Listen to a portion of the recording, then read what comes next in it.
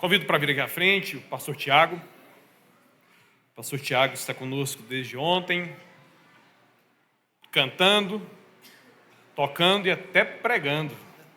Pregou para nós ontem, à noite, hoje de manhã. Acabou de nos conduzir à adoração ao Senhor e agora vai, mais uma vez, ser instrumento do Senhor para falar conosco. O pastor Tiago, ele é o reitor do nosso seminário lá em Anápolis, né? Companheiro aí de longa jornada e um homem a quem o Senhor tem usado para propagar o Evangelho e cuidar da sua igreja. Vamos orar com o pastor Tiago. Senhor, eis aqui o teu servo e ele se submete ao Senhor para o Senhor continuar a obra do Senhor aqui em nós através da vida dele.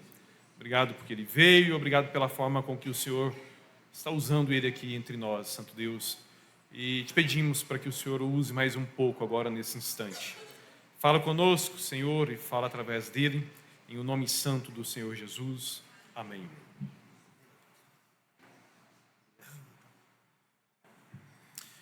Boa noite mais uma vez, irmãos. Estar cantando com vocês é só uma forma de expressão, né? Porque conseguir cantar, eu mal estou conseguindo falar, né? Geralmente, quando eu prego numa igreja, eu não assumo louvor, mas nesse fim de semana eu aceitei o convite para cantar também. Mal eu sabia que ia chegar aqui mal conseguindo falar. E vocês têm me ajudado, nós temos louvado o Senhor juntos, tem sido maravilhoso. Obrigado pelo apoio, pela alegria de estar aqui com vocês desde ontem. E antes de começar a pregar, a última mensagem do nosso fim de semana de aniversário, ela vai ser uma sequência das outras duas. Eu queria falar um pouquinho sobre o seminário. Então, eu aprendi com um colega que ainda não estou pregando, então eu não ligo o cronômetro ainda, pastor Felipe. É só depois, agora não é pregação, ainda não conta, viu? O seminário, assim como o pastor Felipe falou do nosso Instituto Cristão Evangélico, nós temos a oportunidade e não podemos perder de falar sobre o seminário. Muitos dos irmãos conhecem o CTCEB, mas pode ser que muitos não conheçam ainda, os mais novos não ouviram falar. A nossa denominação, que nasceu quase na mesma idade dessa igreja, a nossa denominação nasceu com a sua primeira igreja em 1901, a paulistana, lá em São Paulo, no bairro da Aclimação, e o mesmo fundador daquela igreja, o Frederic Less, também desceu para cá, para Catalão, em 1902, iniciou os trabalhos aqui. Então, essa igreja tem quase que a idade da nossa denominação. Em 1938, aí, então, quase 40 anos depois, ela finalmente teve uma casa de formação de obreiros instituída. Ela já tinha, em São Paulo, trabalhado com educação teológica em alguns seminários locais. Mas em 1938, um grupo foi para Anápolis, uma cidade que fica entre Brasília e Goiânia, uma localização estratégica, que fica próxima a 2 aeroportos centrais do Brasil, e que também foi uma cidade escolhida por outras missões, Asas de Socorro, Novas Tribos do Brasil, e outras missões também escolheram a cidade de Anápolis para serem a sede dessas missões. Então nasceu lá, na Chácara Boa Semente, o Instituto Bíblico Goiano. E alguns anos depois, ele se tornou, lá no local onde ele está hoje, o Seminário Teológico Cristão Evangélico do Brasil. Então agora, no último dia 20 de abril, nós celebramos os 86 anos do CTCEB. Ele está, então, há 86 anos trabalhando para formar pastores, missionários, educadoras e líderes cristãos. O pastor Felipe disse que saiu daqui fazendo um desafio para a igreja, para ir lá comer com os meninos do Instituto. Eu sei que tem um desafio mais profundo que esse, comer é só estratégia, para levar eles para lá, né? E o meu desafio, no final, é que vocês mandem seminaristas para o CTCEB. Já mandaram, muitos. E a gente precisa continuar mandando. Por quê? A nossa denominação tem 78% dos seus obreiros acima dos 40 anos. Eu já disse aqui que eu não tenho preconceito mais com quem tem 40 anos. Eu não acho mais uma pessoa velha. Eu achava, mas hoje, alguns anos para cá, eu não acho mais. Mas, bem ou mal, a maior parte dos pastores da nossa denominação já está da metade para o final do seu ministério.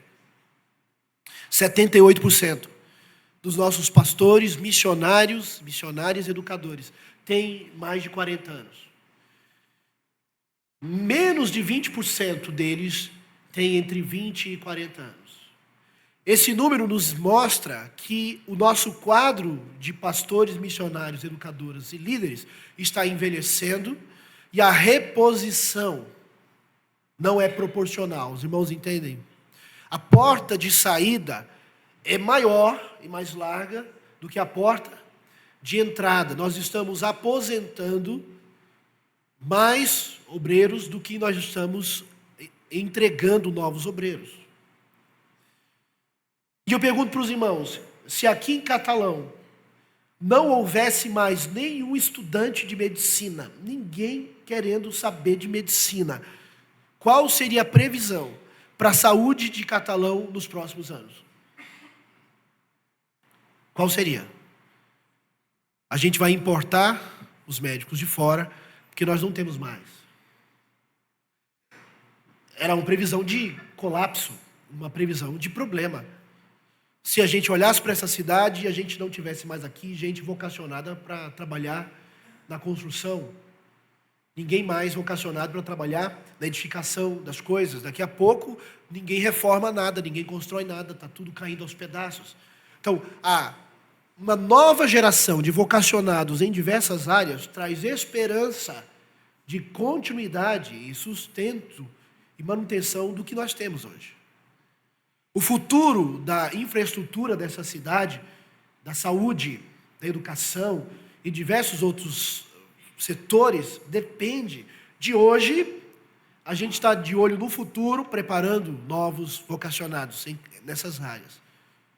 Por isso Catalão tem faculdade, por isso os meninos vão para Goiânia, vão para outros lugares, porque a gente precisa começar a pensar nos que vão pegar o bastão, nos que vão continuar o trabalho que está sendo feito hoje. Por mais que o pastor Kilder tenha energia e força, o homem agora está fazendo corrida, está fazendo academia, está não sei o quê, né? Mas o pastor Kilder e os outros pastores dessa igreja e os outros pastores dessa cidade não vão viver para sempre. Se nós não temos irmãos e irmãs se preparando para o ministério, o que nós estamos dizendo sobre o futuro? Quem vai pegar o bastão? Quem vai pastorear essa igreja daqui a 20 anos? Quem serão os presbíteros e diáconos dessa igreja daqui a alguns anos? Os campos missionários e os trabalhos missionários que o pastor Kilder mencionou que essa igreja apoia, lá em Guiné-Bissau, e no norte do Brasil, e em várias outras regiões. Daqui a 20 anos, quais serão os missionários que estarão lá, no lugar dos que estão hoje? Então, uma igreja que pensa em continuar a obra por mais 122 anos, precisa, meus irmãos, precisa estar preparando os seus futuros obreiros da seara. Em Mateus 9, Jesus diz, a seara é grande, e os trabalhadores são poucos. Nós construímos uma cultura nas nossas igrejas que é pecaminosa.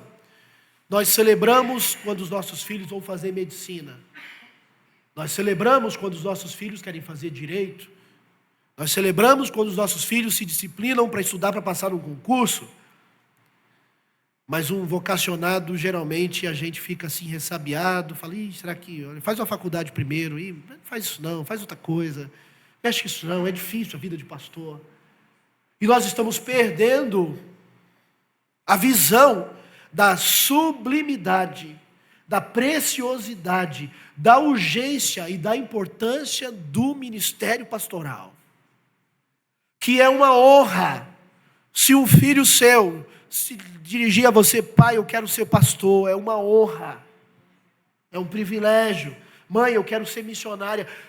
Louve a Deus por isso, que estão em falta, está faltando. E nós mesmos, querendo o melhor para os nossos filhos, nós desconfiamos de Deus. E achamos que se os nossos filhos forem servir integralmente a Deus, eles vão sair no prejuízo, mas ninguém sai no prejuízo com Deus. Certa vez Pedro disse assim: Jesus, nós deixamos tudo e te seguimos. Parece que Pedro estava meio assim, com dó de si mesmo.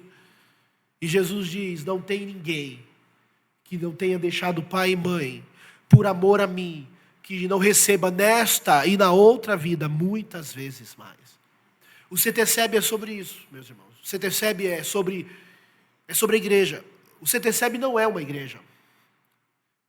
O CTCEB é uma casa que apoia a igreja de Catalão. Nós estamos trabalhando para que essa igreja tenha sucessão pastoral daqui a alguns anos. Então, toda vez que a gente fala do seminário, nós estamos falando de vocês, da igreja. Nós estamos trabalhando para vocês. E vocês precisam trabalhar conosco. Nós vamos preparar os vocacionados, mas nós precisamos recebê-los. Os vocacionados não nascem no seminário. Ninguém decide fazer medicina porque visitou uma faculdade de medicina, mas porque gostou de um médico, gostou do trabalho dele e se apaixonou pela profissão, viu alguém trabalhando com isso. Então, os vocacionados nascem na igreja, nascem no meio do povo de Deus, na obra. E o seminário está lá para isso. O seminário não forma só pastores.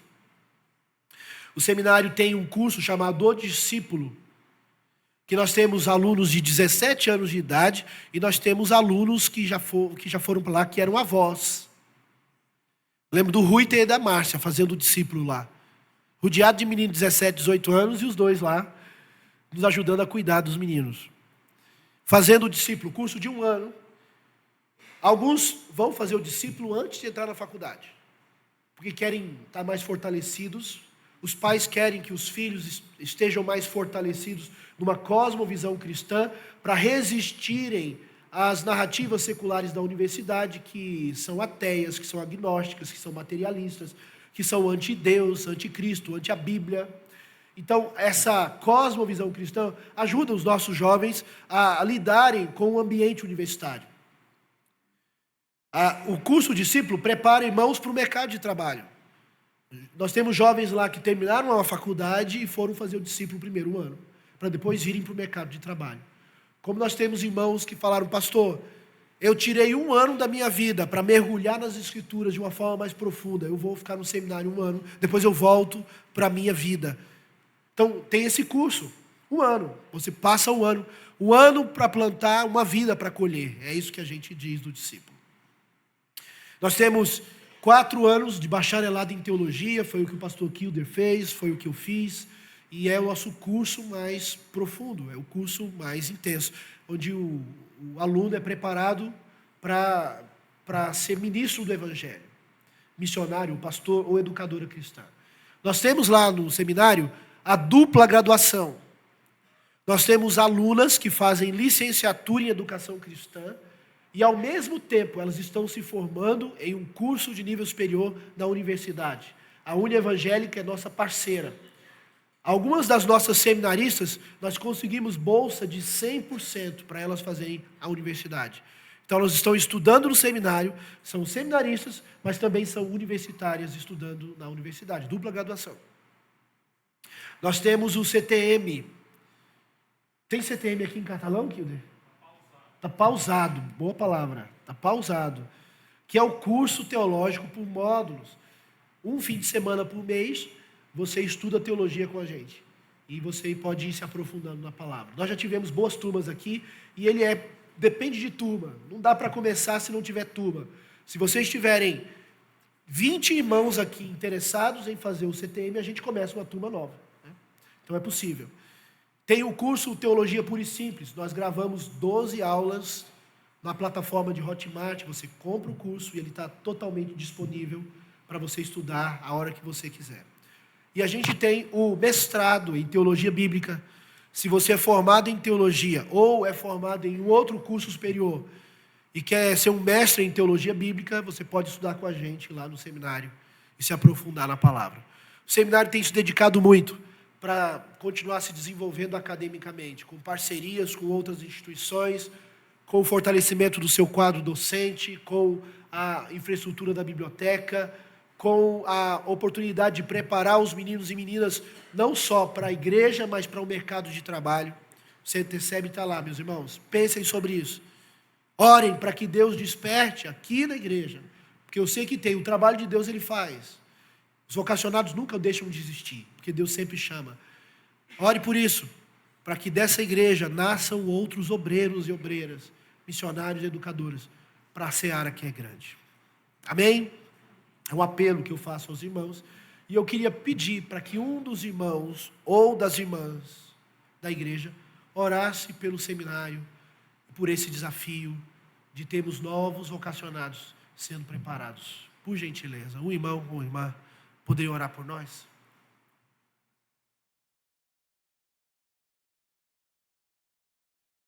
Fica em pé e pode orar em voz alta, eu acho que a gente escuta.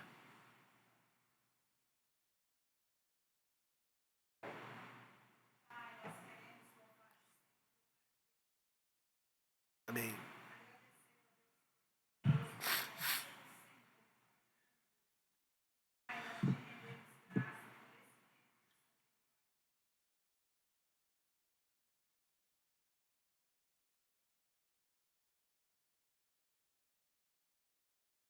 Obrigado, porque o Senhor tem levantado homens e mulheres, ó Pai, para poder cumprir a vontade do Senhor. E nesta hora, ó Pai, nós queremos continuar rogando ao Senhor, porque esse projeto do seminário, ele nasceu, foi no coração do Senhor. Amém.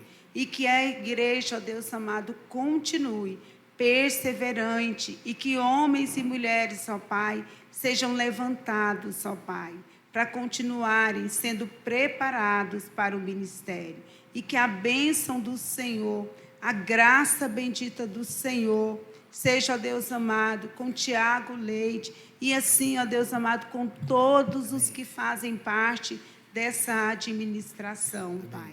Que eles continuem, ó Deus amado, com esse olhar naquilo, ó Deus amado, que o Senhor derramou no coração deles, porque esse projeto não é de homens, esse projeto, ele é do Senhor. Projeto em que prepara vidas para alcançar outras vidas. Nós louvamos ao Senhor, ó Pai, e bendizemos o teu santo nome. Em nome de Jesus. Amém. Amém. Muito obrigado, minha irmã. Vamos compartilhar a palavra com os irmãos agora. Hebreus capítulo 12. Abra a sua Bíblia lá. Nós vamos ler apenas os 2 primeiros versos. É um texto bem conhecido.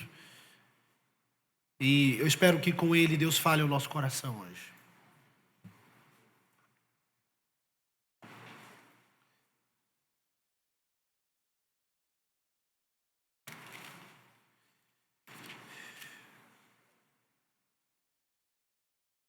Hebreus 12, 1 e 2.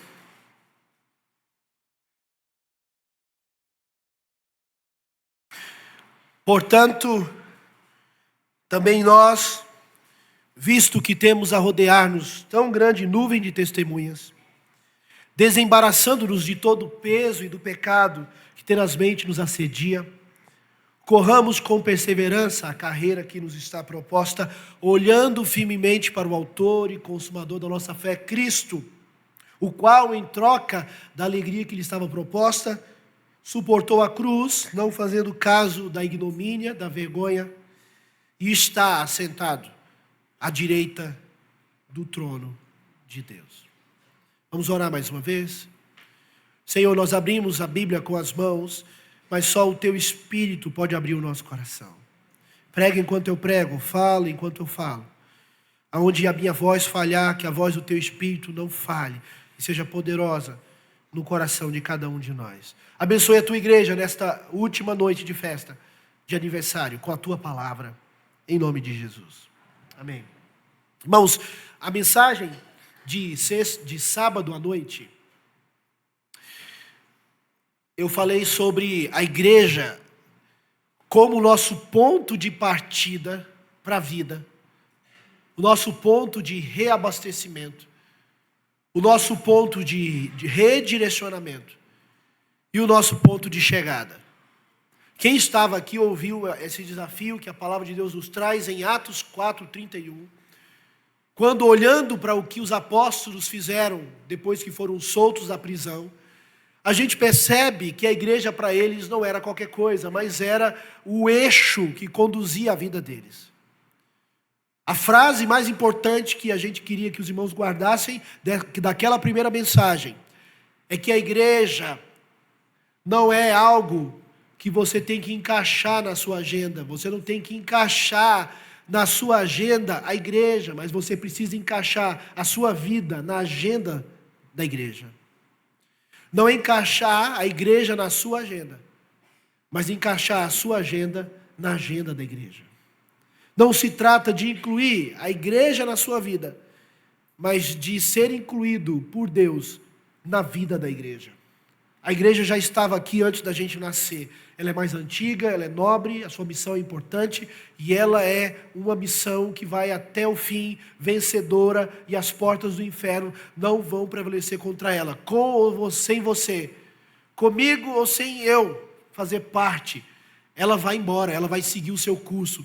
Azar, castigo, maldição é a minha, se eu não fazer parte dessa história. A igreja é o ponto de partida para a minha vida. É através da igreja que eu reorganizo as minhas liturgias de vida. É que eu encontro identidade, significado, propósito, missão.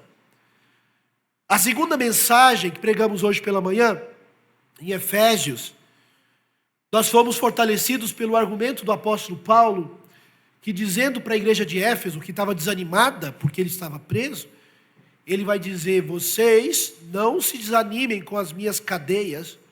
E ele vai dizer: não fui eu que fundei essa igreja, foi o próprio Deus. Vocês fazem parte da instituição mais antiga do mundo, porque ela é fruto do plano do coração de Deus antes do mundo ser criado. Ele nos predestinou antes da fundação do mundo. E nos predestinou para Ele, para adoção como filhos, para sermos santos e irrepreensíveis, diz o texto de Efésios capítulo 1. Também Paulo diz que essa igreja é a instituição mais segura do mundo, porque é o próprio Deus que fortalece, que sustenta essa igreja. Esse Deus que faz tudo conforme o conselho da sua vontade, que é soberano e poderoso. E por fim, Paulo vai dizer que essa igreja tem a missão mais importante do mundo, que é glorificar a Deus e proclamar a sua salvação para um mundo perdido. Então, as duas primeiras mensagens nos situaram sobre a importância da igreja. Ela é o nosso ponto de partida, ela é o nosso eixo, e sobre a importância e o privilégio de fazer parte dela. Ela é a instituição mais antiga, mais segura e mais útil para esse mundo. Amém? Os irmãos entenderam, isso entrou no coração dos irmãos. Agora, quem disse que por causa disso é fácil?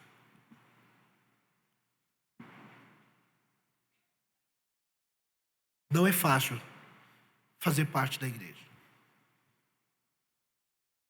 Não é fácil ser cristão. Quem disse que a vida cristã é tranquila demais, eu nunca tive dificuldade. Tem alguma coisa errada com essa vida cristã. Jesus disse: não se assustem se o mundo vos odeia, porque primeiro odiou a mim. Jesus diz em Mateus 5, sobre as bem-aventuranças, descrevendo as características do cristão. Jesus diz: bem-aventurados os pobres de espírito, porque deles é o reino dos céus. Bem-aventurados os que choram, porque serão consolados. Bem-aventurados os mansos, porque herdarão a terra. Bem-aventurados os que têm fome e sede de justiça, porque serão fartos. Bem-aventurados os misericordiosos, porque alcançarão misericórdia. Bem-aventurados os limpos de coração, porque verão a Deus. Bem-aventurados os pacificadores, porque serão chamados filhos de Deus. Mas qual é a última bem-aventurança? Bem-aventurados que são perseguidos por causa do meu nome. Se alegrem, porque assim perseguiram os vossos pais que vieram antes de vocês. Ser igreja não é fácil. No mundo de trevas, você brilhar com a luz de Deus, procurar servi-lo, honrá-lo, viver para a sua glória, não é fácil. Você tem que lutar não só contra os pecados dos outros, não só contra o pecado do sistema, mas você tem que lidar com os seus próprios pecados. A gente ouviu aqui a mensagem do Senhor, que a igreja é o nosso ponto de partida, a igreja é o nosso eixo, a igreja nos situa nesse mundo, que a igreja é forte, que a igreja é privilegiada, que a igreja é antiga, que a igreja tem uma missão importante, mas nada disso tira o fato de que sermos cristãos fiéis e verdadeiros nesse mundo não é fácil. Olha para dentro de si. Olha para os cristãos ao seu redor. Olha para a igreja sofrida que a gente tem no Brasil. Não é fácil ser cristão. E a minha última palavra para a igreja nessa noite de aniversário, cujo propósito eu trouxe de animar a igreja em todas essas mensagens. Não foi para desanimar, não, foi para animar, tá? Eu estou sendo enfático agora, mas eu vou trazer algumas coisas aqui. Segura aí. Tá? Pastor, eu fiquei tão animado nas duas mensagens, mas agora eu não quero mais ser igreja, não. Calma, né? A gente vai chegar lá. A palavra-chave aqui de Hebreus 12 é perseverança. O pastor leu Atos 2, 42 a 47, que descreve a igreja de Jerusalém. Perseverava na doutrina dos apóstolos, no partir do pão, na comunhão, nas orações. Em cada alma havia temor. Muitos prodígios e sinais eram feitos por intermédio dos apóstolos. Eles faziam as suas refeições juntos, de casa em casa, e no templo eles oravam. Eles contavam com a simpatia de todo o povo e Deus acrescentava dia a dia os que iam sendo salvos. Qual que é a principal palavra daquele texto de Atos 2, 42 a 47? É doutrina? É oração? É comunhão? Não, é perseveravam. Porque você pode começar uma igreja que tem oração, se não tiver perseverança, a oração fica no meio do caminho. Você pode ter uma igreja que tem doutrina, mas se não tiver perseverança na doutrina, a doutrina vai sendo diluída e sendo perdida pelo caminho. A palavra-chave é perseverança. A palavra-chave é ficar firme até o fim. Alguém já disse que o brasileiro é excelente em iniciativas, mas é péssimo em terminativas. Nós somos excelentes em começar as coisas, mas nós somos péssimos em terminar. A gente não conclui, a gente não persevera, a gente não sustenta, a gente não permanece, a gente não fica ali até o fim.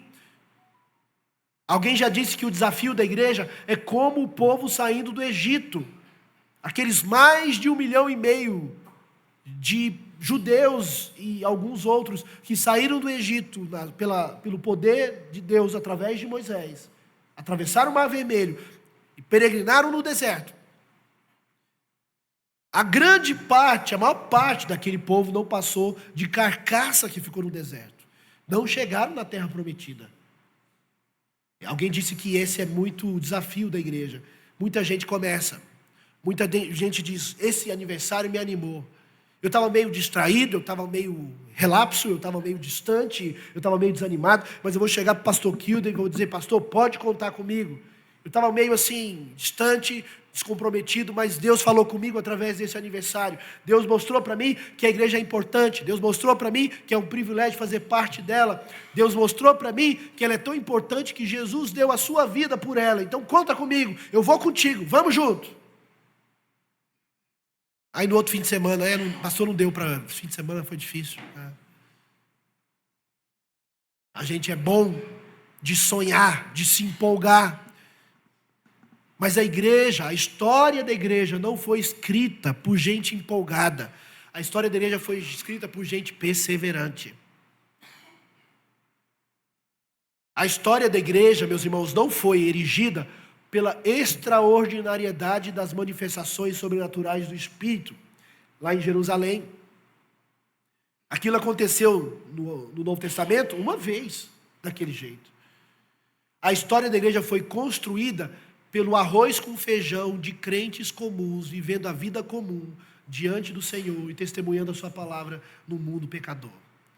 A história da igreja foi escrita por cristãos comuns, como você e eu, que precisamos fazer a nossa parte no trabalho. Mas para isso, a gente precisa seguir firme, a gente não pode parar no meio do caminho. Nós precisamos terminar aquilo que a gente começou. Quando Pedro e João foram presos, Gamaliel, que era um dos líderes do Sinédrio, ele fez o seguinte argumento. Apareceu um homem aí chamado Teudas, que dizia ser o Messias, e ele arrebanhou um bocado de discípulo, mas ele morreu, e o movimento dele morreu com ele. Gamaliel diz, também apareceu lá em Atos 5, um outro chamado Judas, que também dizia ser o Messias, e teve vários seguidores, mas quando ele morreu, o movimento morreu com ele. Então, não vamos lutar contra Pedro e João e os apóstolos, porque se isso for de homens, vai morrer, como morreu o movimento de Teudas e de Judas. Mas se isso for de Deus, nós vamos nos achar lutando contra Deus.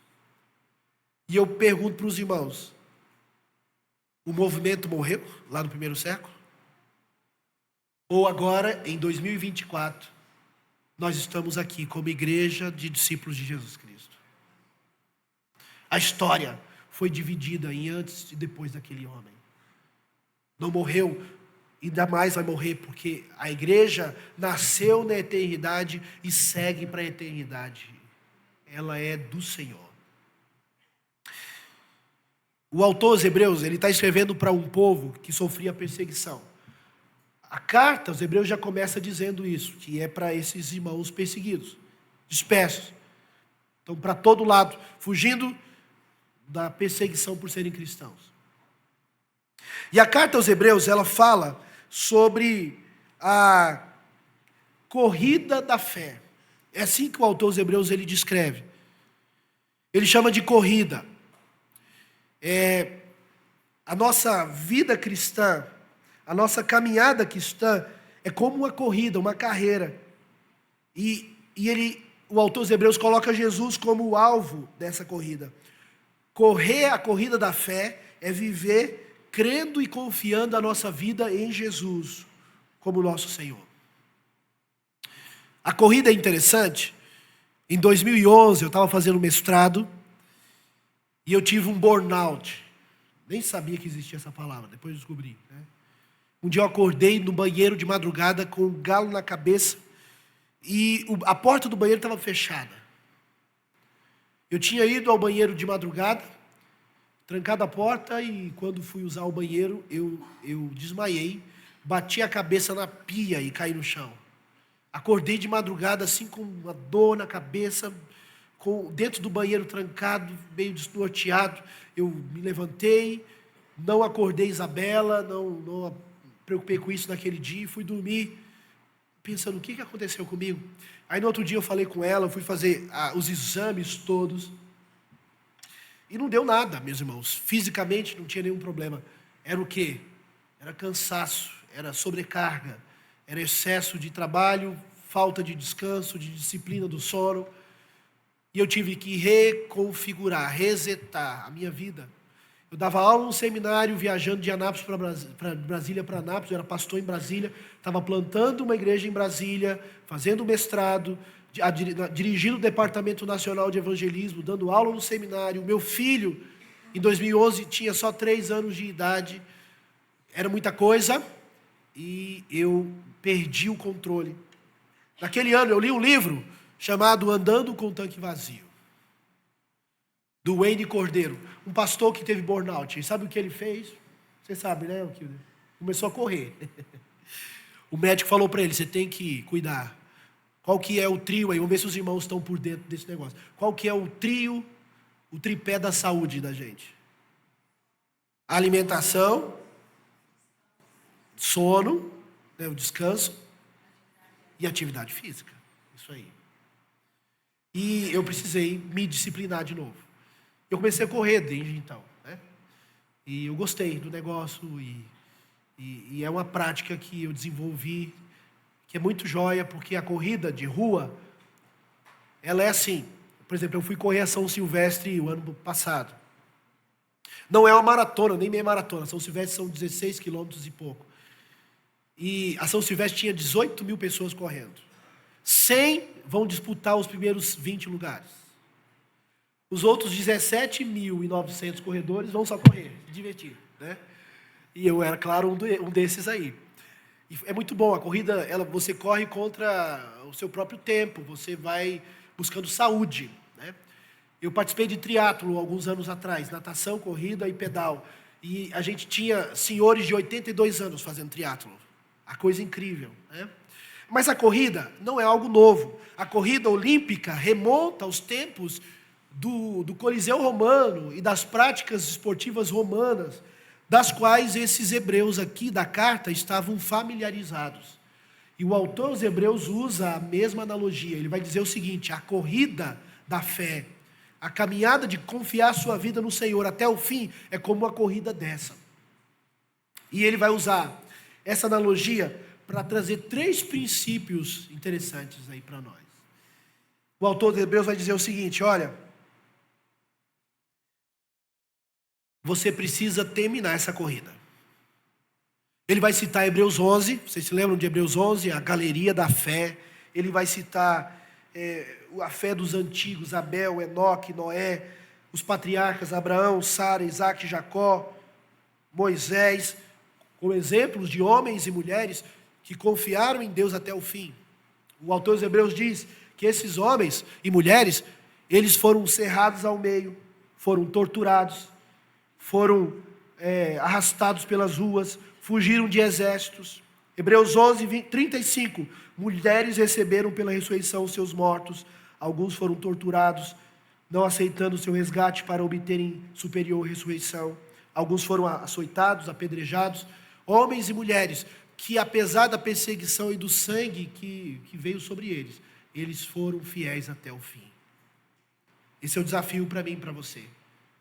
Não basta só a gente saber que ser igreja é bom, é importante. A gente precisa conseguir chegar até o fim. A gente precisa perseverar, terminar essa corrida. É isso que o autor dos Hebreus está dizendo. Vocês precisam terminar a corrida do mesmo jeito que os que vieram antes de vocês terminaram. E ele faz o seguinte desafio para a gente. Nós temos que olhar para o passado, nós temos que olhar para dentro de nós, e nós temos que olhar para Cristo, para que a gente consiga perseverar até o fim. Para trás, ele vai dizer: portanto, visto que temos a rodear-nos tão grande nuvem de testemunhas.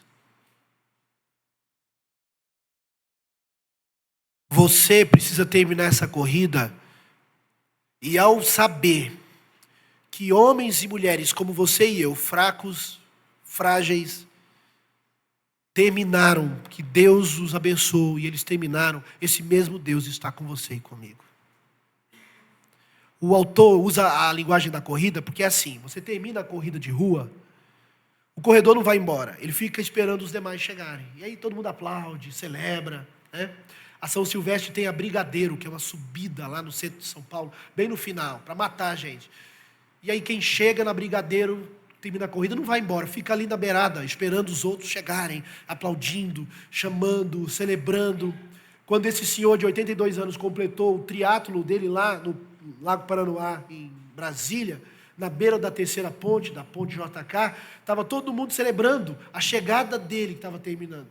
O que o autor dos Hebreus está dizendo é que nas laterais da história da igreja, nós temos uma nuvem de testemunhas de pessoas que já terminaram a corrida, olhando para nós. É isso que ele está dizendo. Eles já terminaram, estão olhando para você. É a tua vez de correr, é a tua vez de terminar, é a tua vez de completar, é a tua vez de seguir até o fim, é a tua vez de vencer essa barreira. Eles venceram, você vai vencer. Eles conseguiram, você vai conseguir. O Deus dele é o seu Deus, o poder do Deus dele é o poder de Deus que está sobre você. Eles eram fracos, você é fraco. Eles eram frágeis, você também é, mas o Deus dele é poderoso, e assim como eles estão olhando e testemunhando a sua corrida, que eles já terminaram, fique firme, olhe para trás, tem uma nuvem de testemunhas, testemunhando que você também vai chegar. Isso é maravilhoso, é isso que ele está dizendo. Olha para trás, a nuvem de testemunhas não é só uma nuvem de exemplos. A palavra que ele diz aqui é uma nuvem de testemunhas. Eles estão, eu não sei como explicar isso teologicamente, mas o autor dos Hebreus está dizendo que eles estão testemunhando a tua corrida. Eu não sei, o pastor Kilder depois explica teologicamente isso para vocês, mas o autor dos Hebreus está dizendo que esses que foram citados em Hebreus 11 são testemunhas da sua corrida e da minha. Isso é para a gente ter, então, inspiração. Primeira vez que eu fui correr a corrida do fogo lá em Brasília. Fui correr os 10 quilômetros, a Isabela foi correr os 5.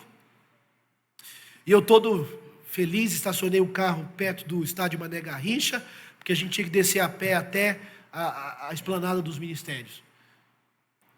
E parou um carro do meu lado, desceu uma moça mais nova, e desceu uma senhora, cabelo bem branquinho, bem assim. Falei, deve ter trazido a neta, ela veio assistir. A humilhação começou aí, né? Aí, quando ela desce, ela está com um número aqui da meia maratona, 21 quilômetros. Já desceu assim, a velhinha. Ela olhou para mim, eu fiquei escondendo os meus 10 quilômetros assim, eu fiquei escondendo, né? Falei, tá de onda essa mulher, não vai, né, correr, mal vou conseguir os 10. Eu não tinha terminado os 10 quilômetros, ela passou por mim, meus irmãos. Eu nunca fui tão humilhado na minha vida. Mas ela é inspiração para mim. Ela é uma inspiração para mim.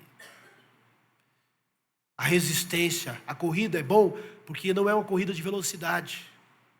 Não é ir mais rápido, é ir até o fim. Guarde isso no seu coração. Deus não quer que você vá rápido. Deus quer que você vá até o fim. Você não precisa ser uma estrela, você não precisa ser um super-herói, você não precisa fazer coisas extraordinárias. Seja fiel, leal até o fim. É isso que Deus espera de nós. Nós podemos terminar a vida sem esposa, sem os filhos, sem os bens, mas jamais sem Jesus. Ele é o nosso bem mais precioso. A gente tem que seguir até o fim. Essa coisa do olhar é interessante, porque olhar é diferente de enxergar. Quando o autor nos desafia a olhar para a nuvem de testemunhas que está atrás de nós, ele está desafiando não só a enxergar, mas a interpretar o que eles fizeram. Eu tenho enfrentado nos últimos anos uma luta na área da visão, né? Em 2018 eu fiz 2 cirurgias no olho direito para colocar o anel de Ferrara. Uma cirurgia bem tranquila, a médica arreganha o seu olho assim com o aparelho, anestesia só lá dentro, você fica lá assim, e ela vem chegando com o bisturi bem devagarzinho, vai até que encosta no seu olho, vai rasgando assim. Cirurgia tranquila, dá para imaginar aí, né? Leve. E aí ela introduz o anel de Ferrara dentro da córnea. Ela colocou 2 anéis no meu olho direito. Quando ela colocou e ela esticou assim com a pinça, eu voltei a enxergar e ela falou, tá vendo? Nossa, eu estou vendo tudo como se fosse 4K já. E ela, pois é, então, vamos ver se esses anéis vão ajudar. Eu falei, não dá para você ficar segurando assim, não? Não dava. O fato é que esse procedimento não resolveu o meu problema. Eu tenho um problema degenerativo nas 2 córneas, nos 2 olhos. Do olho direito é mais avançado. E no ano passado eu fui diagnosticado como monocular. Eu cheguei a 0% de visão do olho direito. Nem com óculos. Nem com óculos eu enxergo. Mas, pastor, mas o senhor está aí sem óculos, né? Então, o que foi proposto para mim, ou o transplante, que é arriscado, que não é uma garantia, e você pode perder até o aparelho ocular, né? Não é o melhor das melhores opções. E tem uma lente chamada escleral, que é uma lente que ela estica essa parte branca do olho, que é a esclera. E o meu problema é irregularidade na córnea, que tira todo o foco, e ela estica e eu volto a focar. É a coisa mais incrível do mundo. Quando eu estou sem a lente, eu estou cego do olho direito. Quando eu coloco a lente, eu volto a enxergar. Eu dirigindo para cá com o Lac, falei, Lac, você sabia que eu não enxergo do olho direito? Né? Ele, pastor, eu sei. Né? Não, mas eu estou de lente, agora eu consigo enxergar. Eu não sei porque toda hora, pastor, tem um negócio ali, o pastor tem um buraco aqui. Né? Então eu comecei a entender melhor essa coisa de enxergar e de ver. Porque ver não é só enxergar, é interpretar, é traduzir aquilo que você está vendo com sentido para você. Quando você olha para a história dos crentes da sua família, da sua igreja, que no passado sofreram, como você interpreta isso? Eu não quero isso para mim, ou você vê como um privilégio, uma honra, eles terem servido o Senhor na geração deles. Eles terem sido fiéis no tempo deles. Deus não vai cobrar da gente o que eles fizeram. Deus vai cobrar da gente o que nós temos que fazer. Olhe para trás e seja inspirado, porque homens e mulheres que estão nessa galeria da fé eram pecadores. Aqui cita Noé. Noé foi um homem justo, mas Noé se embriagou e ele se envergonhou. Aqui cita na galeria da fé Abraão. Abraão mentiu que a sua esposa não era sua esposa. Sara é citada aqui, Isaac. Jacó, que enganou seu irmão. Aqui a gente tem uma lista de homens e mulheres que eram pecadores. Mas o que eles tinham em comum? Eles confiaram no Senhor. Eles percorreram uma corrida da fé. E confiar no Senhor, em Hebreus, é confiar em Jesus, o nosso Salvador. É confiar em Jesus. O segundo olhar é para dentro de nós mesmos.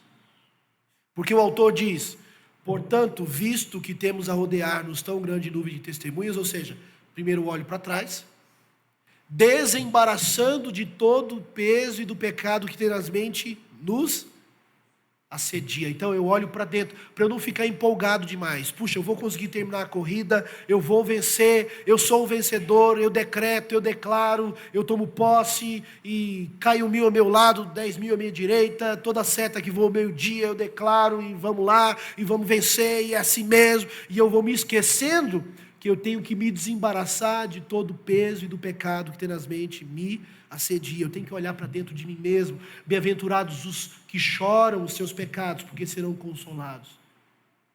Bem-aventurados os que reconhecem a sua pobreza espiritual, porque serão abençoados por Deus. Eu preciso ter a humildade de fazer uma autoavaliação e ver na minha vida aquilo que precisa ser transformado, aquilo que precisa ser retirado. Peso e pecado. Coisas que já são declaradamente pecado na sua vida. Você não tem dúvida de que aquilo não agrada a Deus. E coisas que não são pecado, mas vão pesando, vão te embaraçando. Os corredores da corrida, já perceberam? Quando você olha assim para uma corrida, São Silvestre pela televisão, quando você vê alguém fantasiado de Homem-Aranha, de Super-Homem, você já sabe que essa pessoa não está correndo para ganhar a corrida. Né? Cheio de coisa. O corredor mesmo está usando um shortinho bem fino, uma camisetinha bem fina, e está ali com o menor peso possível. A linguagem que ele está usando aqui continua sendo a linguagem da corrida. O corredor, ele não pode ficar preso a coisas que o atrapalham a correr.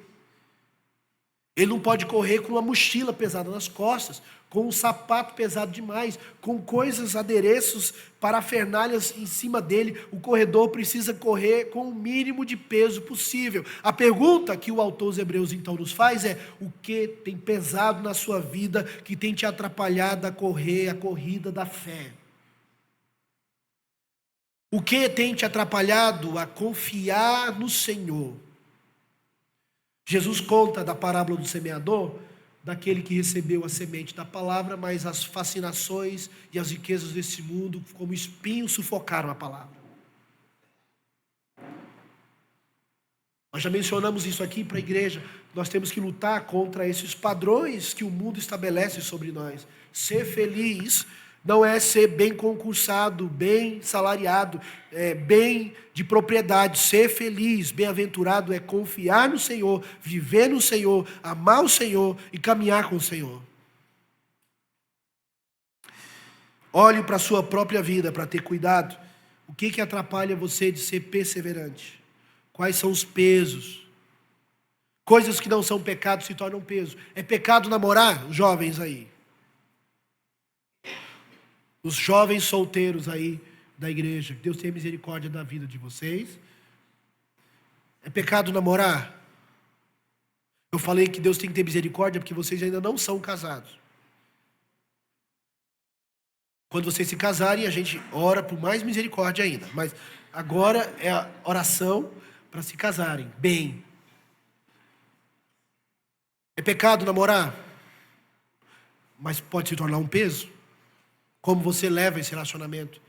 Aonde você coloca essa pessoa no seu coração? Eu me casei com uma filha de um argentino ateu. O meu sogro é um biólogo aposentado que fez a sua especialização na Inglaterra em biologia, professor no UNB, ateu até hoje. E quando uma vez ele me viu falar que Jesus era o ser mais importante da minha vida, ele chegou para mim assim: e a minha filha? Não é não? Olha o meu sogro, né? E agora, como é que eu saio dessa? Eu falei para ele: sogrão, se eu colocar a sua filha no meu coração, no lugar de Deus, nós não vamos conseguir ter um relacionamento saudável. Eu vou projetar sobre ela expectativas que ela não pode fazer. Ela não é super-herói, ela não é toda poderosa, ela não morreu na cruz no meu lugar, ela não deu a vida dela, o sangue dela para me salvar. A sua filha é minha companheira de jornada e Jesus vai na frente. Aí ele falou: nossa, que bonito isso, né? Ele sempre fala isso: nossa, bonito isso, mas não sai daí ainda. Pela graça de Deus, um dia vai sair, né? O que você tem colocado no lugar de Deus no seu coração? É pecado fazer churrasco? Misericórdia, né? É pecado ir com o pastor Kilder pescar ali em Três Ranchos? Ali? Não é de jeito nenhum. O que pode se tornar pecado? O excesso, o descontrole, a agenda perdendo as suas prioridades. O texto está nos dizendo, igreja do Senhor Jesus, que nós precisamos olhar para trás para a gente perseverar. Nós precisamos olhar para dentro para a gente se cuidar, evitar os pecados, pedir a Deus perdão e seguir em frente. Por último, depois que o autor dos Hebreus nos diz para olhar para trás, para a gente ter inspiração, olhar para dentro, para a gente ter cuidado, ele diz para a gente olhar para Cristo, para a gente ter segurança e certeza. E aqui é fantástico esse final, meus irmãos. Olha o que o texto diz. Irmãos, portanto, também visto que temos a rodear-nos tão grande nuvem de testemunhas, desembaraçando de todo o peso e do pecado que tenazmente nos assedia, corramos com perseverança a carreira que nos está proposta. Até aí nós já falamos. E aí ele termina: olhando firmemente para o autor e consumador da fé, Cristo, o qual, em troca da alegria que lhe estava proposta, suportou a cruz, não fazendo caso da vergonha, e está assentado à direita do trono de Deus. Nós temos que olhar para Jesus por 3 razões que esse texto nos diz. Primeiro, nós temos que olhar para Jesus porque Ele é o autor e o consumador do quê, meus irmãos? Do quê? Da fé. Qual que é a corrida que a gente tem que correr? A fé. Jesus é o quê da fé?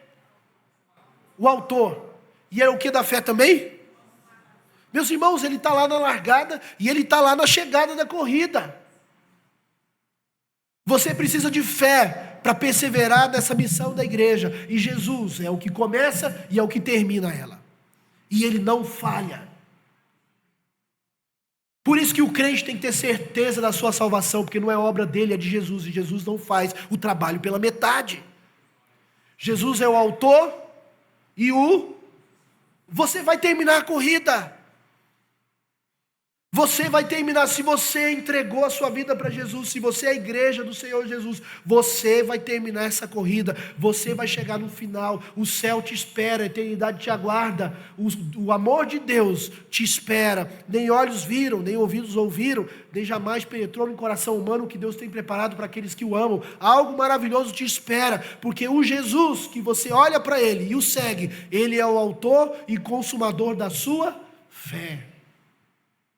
Não tem erro, não tem margem de erro, não tem como dar errado, porque Jesus é o autor e o consumador. A gente não disse aqui que nós somos péssimos para terminar as coisas que a gente começa? Que a gente é excelente em iniciativas, mas nós somos péssimos em terminativas? Mas Jesus é o autor e ele começa, você vai terminar a corrida. Guarde essa promessa no seu coração. Nada te separa do amor de Deus. Aonde abundou o pecado, superabundou a graça. Aquele que está em Cristo é nova criatura. As coisas antigas já passaram, eis que tudo se fez novo. Se você entregou a sua vida para Jesus, a conversão não é um bilhete que você guarda no bolso, que você não pode perder no meio do caminho. A conversão é uma mudança de natureza. Quando você entrega a sua vida para Jesus, Ele muda a sua identidade, a sua natureza. Você não era filho, se torna filho. Você não tinha o Espírito, agora tem o Espírito. Não é um bilhete que, se você distrair, você perde no meio do caminho. A salvação é uma mudança de identidade, de natureza, de vida. E se Jesus mudou a sua vida, ela foi mudada. Não desmuda. No céu, os anjos não mandam recolher os balões, porque a festa que eles fizeram para você não valeu. Recolhe lá o bolo, porque a gente fez uma festa, porque ele se converteu ontem, mas hoje ele pecou, cancela a festa, não valeu. Não existe isso. Receba do Senhor, com segurança, essa promessa, que você olha para Jesus, o autor e consumador da sua fé, para você ter segurança. Olhe para Jesus, para você também seguir o exemplo dele, o qual, em troca da alegria que lhe estava proposta, suportou a cruz e não fez caso da ignomínia, está sentado à direita do trono de Deus. Esse Jesus é o exemplo para você e para mim. Se esse Jesus abriu mão de privilégios para abençoar os outros, nós temos que seguir o seu exemplo. Esse Jesus abriu mão da sua divindade e poder, sem nenhuma dificuldade e sofrimento lá do céu, para vir aqui à terra e pagar um alto preço por você e por mim. Nós temos que seguir o exemplo dele. Assim como ele deu a sua vida, nós temos que dar a nossa. Ele é o autor e consumador da nossa fé, mas também ele é o nosso exemplo de vida. Nós temos que imitá-lo. E por fim, meus irmãos, para terminar, aqui diz o autor aos Hebreus, que esse Jesus é o autor e consumador da fé. Esse Jesus nos deu exemplo da sua abnegação. E esse Jesus está sentado aonde? Aonde ele está sentado? À direita do trono de Deus. Você vai conseguir ter perseverança na sua caminhada da fé, olhando para trás e se inspirando nos homens e mulheres do passado que terminaram a corrida, porque o Deus que o sustentou vai sustentar você. Olhando para si mesmo, para ter cuidado com os seus pecados, cuidado com a maldade do seu próprio coração. E olhando para Jesus, que é o autor e consumador da sua fé, que te dá o exemplo do que ele fez e que está assentado no trono, no controle do universo. Por que eu vou terminar a corrida? Porque o meu Jesus está assentado no trono do universo. Ele reina. Ele reina. O meu Jesus é o Rei dos Reis, o Senhor dos Senhores. Ele é o Senhor dessa igreja. Ele reina. O versículo termina com Jesus sentado no trono, à direita de Deus, o nosso Senhor, o nosso Salvador. Olhando para Ele, nós temos certeza, segurança. Nós vamos terminar com perseverança, porque Ele é o Rei. Ele é o Rei. Ele tem o controle e eu posso confiar nele.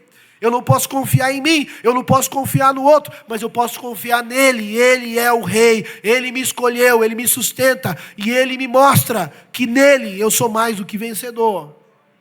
Essa é a história que essa igreja vai continuar escrevendo, olhando para trás, para 122 anos de história, para trás aqui da igreja local, olhando para a história da igreja, olhando para o exemplo dos pais da fé. Essa igreja vai continuar a sua história, olhando para si mesmo e vendo aonde errou. Na história desses 122 anos tem erro, tem pecado, tem coisa que pode ser diferente. É uma igreja formada por homens e mulheres frágeis. Aonde houve erro? Aonde precisa ser diferente na próxima vez? Olhando e se desembaraçando de todo o peso e do pecado. E por fim, olhando para Jesus, autor e consumador, exemplo e Rei dos reis e Senhor dos senhores. Que o Senhor sustente a sua vida. Que o Senhor sustente essa igreja. Que ela siga firme a sua missão. Ela é o seu ponto de partida, de abastecimento, de direcionamento e de chegada. Ela é a instituição mais antiga do mundo, mais segura do mundo, mais útil do mundo. Olhando para trás, se inspirando nos que terminaram a corrida, olhando para si mesmo e purificando-se dos pecados, e olhando para Cristo e tendo certeza de que aquele que começou essa boa obra vai completá-la. Ele é o Rei. Ele é o Rei. Obrigado, Deus, pela tua palavra. Fortalece a tua igreja. Continue a escrever a história dessa igreja através desses irmãos. Ajude-os com o teu poder, com o teu espírito. Que eles tenham essa alegria e essa segurança de que também vão terminar a corrida. Eles vão terminar. Porque o Senhor começou e vai terminar a fé que os sustenta. Eles vão terminar, que eles confiem no Senhor. E se há alguém aqui nessa noite, ó Deus, que não entregou a vida para Jesus ainda, ou está brincando com o pecado, flertando com o mal, que o Senhor traga nessa noite conversão, purificação, arrependimento, mudança de vida e compromisso com o Senhor, em nome de Jesus. Amém.